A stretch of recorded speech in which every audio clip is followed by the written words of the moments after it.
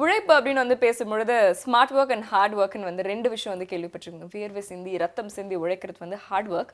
But வந்து நம்ம ரொம்ப வந்து ஸ்ட்ரெஸ் பண்ணலைனாலும் ஒரு சின்ன ஒரு விஷயம் மூலயமா வந்து எப்படி ஒரு பெரிய விஷயத்த வந்து சாதிக்கிறது அப்படின்னு சொல்லிட்டு மைண்ட் கால்குலேஷன் பண்றாங்க இல்லையா, இது வந்து ஸ்மார்ட் ஒர்க். ஆனா நிதர்சனம் என்னன்னா இது ரெண்டுத்துக்குமே வந்து பாத்தீங்கன்னா ஹெவி ஒர்க் வந்து தேவைப்படும். நிச்சயமாங்க. ஆனா அது 2த்துக்குமே வந்து ஒரு ப்ரிப்பரேஷன் தேவைப்படும். நம்ம மேலே நம்மளுக்கு ஒரு கான்ஃபிடன்ஸ் தேவைப்படும் அப்படின்னு வந்து சொல்லலாம். இந்த உழைப்ப வந்து பல விதமா வந்து பிரிக்கலாங்க. உழைக்கிறது அப்படிங்கிறது கோல் வச்சுட்டு உழைக்கிறது. சில பேர் வந்து உழைக்கிறது தான் என்னோட இன்ட்ரெஸ்ட்டே. அத நான் பண்ணுவேன் அப்படின்னு சொல்லுவாங்க.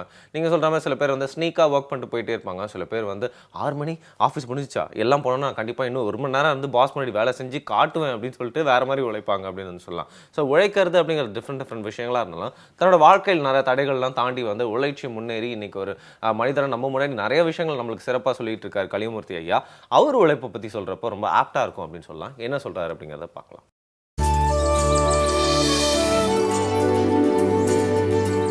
கடின உழைப்பின் மூலமாக நீ உன்னையே வருத்தி கொண்டால் வாழ்க்கை உனக்கு சுலபமாகிவிடும். அப்படி இல்லாமல் நீ உன்னை சுலபமாக்கி கொண்டால் வாழ்க்கை உனக்கு கடினமாகிவிடும். Hard working is not a sacrifice, it is a must for your survival in the world என்று கூறுவார்கள். உழைப்பு என்பது தியாகம் அல்ல, இந்த பூமியிலே நாம் உயிர் வாழ்வதற்கு நாம் ஆற்ற வேண்டிய கடமை என்று பொருள். ஒரு சாதாரண மனிதன் தன்னுடைய சக்தியிலே பாதிக்கு மேல் அவன் வாழ்நாள் முழுவதும் வாழ்ந்த பிறகும் உபயோகப்படுத்துவதே இல்லை. அப்போது கடின உழைப்பு நம்முடைய வாழ்க்கையில் எப்படிப்பட்ட மாற்றங்களை உருவாக்குகிறது? வெற்றி பெற்றவர்கள் அத்துணை பேரும் கடினமாக உழைத்தவர்களாகத்தான் இருக்கின்றார்கள்.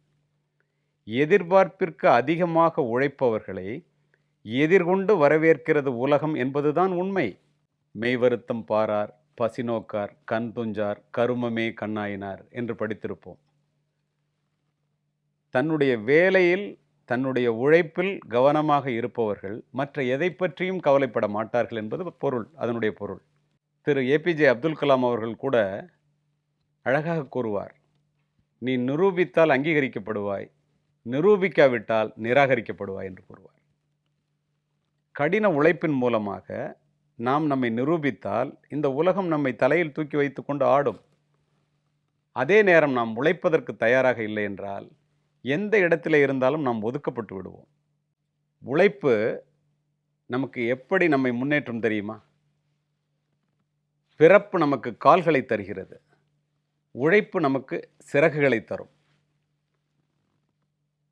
உழைப்பது அவமானம் அல்ல, உழைக்காமல் ஓய்வெடுப்பதுதான் அவமானம். உலகத்தில் உள்ள அத்துணை பேரும் அறிந்த ஒரே பாஷை உழைப்பு என்று கூறுவார்கள். ஊரிலே ஓட்டப்பந்தயத்திலே ஓடுவதற்கும் உலக ஓட்டப்பந்தயத்திலே ஓடுவதற்கும் மிகப்பெரிய வித்தியாசம் உண்டு. இரண்டுமே ஓட்டப்பந்தயம்தான். முன்னதற்கு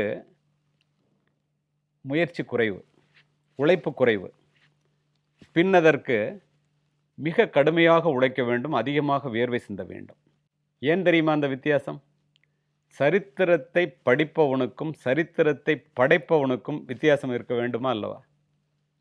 அதுதான் அந்த வித்தியாசத்தினுடைய நோக்கம்.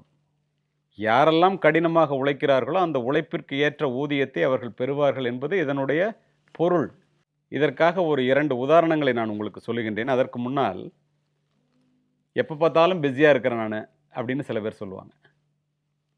நீ எவ்வளவு பிஸியாக இருக்கிறேங்கிறது முக்கியம் இல்லை, எதற்காக பிஸியாக இருக்கிறேங்கிறது தான் முக்கியம். மாடு மாதிரி உழைக்கிறேன், முன்னுக்கே வர முடியல அப்படின்னு சொல்லுவாங்க. மாடு மாதிரி உழைத்தால் ஒரு நாளும் முன்னுக்கு வர முடியாது. 6 அறிவு உள்ள மனிதன் மாதிரி உழைக்க வேண்டும், அப்பொழுதுதான் முன்னுக்கு வர முடியும். 2 உதாரணங்களை உங்களுக்கு கூறுகின்றேன் பாருங்கள். எப்படிப்பட்ட உழைப்பு எப்படிப்பட்ட பெருமையை, புகழை, பணத்தை தருகிறது என்று. தாமஸ் ஆல்வா எடிசன், இதோ எரிகிறதே, பிரபஞ்சத்தினுடைய பிரம்மாண்ட தேவையான மின்சார பல்பை கண்டுபிடிப்பதற்கு 37 ஆண்டுகள் கடுமையாக உழைத்தார். அந்த 37 ஆண்டு கால அவர் ஒரு தனி மனிதனுடைய உழைப்பின் காரணமாகத்தான் இன்று உலகே ஒளிமயமாக திகழ்கின்றது. எப்படிப்பட்ட தியாகம் பாருங்கள், எவ்வளவு கடுமையாக உழைத்திருப்பார், சிந்தித்து பாருங்கள். புற்றுநோயை வெற்றி கொள்ள ரேடியம் கதிர் தேவைப்பட்டது. ஒரு பெண்மணியினுடைய 27 ஆண்டு கால உழைப்பின் காரணமாக புற்றுநோய் வெற்றி கொள்ளப்பட்டது. ஒரு பெண்ணினுடைய 27 ஆண்டுகால உழைப்பின் காரணமாக உழைப்பிற்கு பிறகு ரேடியம் கசிந்தது, புற்றுநோய் வெற்றி கொள்ளப்பட்டது. ஆனால் அதற்காக அந்த பெண் கொடுத்தது தன்னுடைய வாழ்க்கை அல்ல நண்பர்களே, தன்னுடைய உயிரை. அவர்தான் மேரி கியூரி அம்மையார். உலகிலேயே 2 நோபல் பரிசுகளை பெற்ற ஒரே பெண்மணி. ஒன்று இயற்பியல், ஒன்று வேதியியல். அவரிடம் சென்று கேட்டார்கள், உன்னால் எப்படி ஒரு பெண்ணாக இருந்து 2 நோபல் பரிசுகளை ஒரே நேரத்திலே பெற முடிந்தது என்று. ஒரே வார்த்தையிலே பதில் கூறினார், உழைப்பு என்று. இப்போது தெரிகிறதா உழைப்பினுடைய அருமை என்ன என்று? நாம் கடுமையாக உழைப்போம். வாழ்க்கையில் எவ்வளவு பெரிய சாதனைகளை நிகழ்த்த முடியுமோ சாதித்து காட்டுவோம்.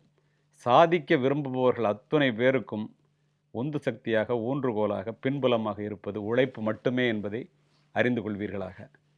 வணக்கம், நன்றி. நாளை சந்திப்போம்.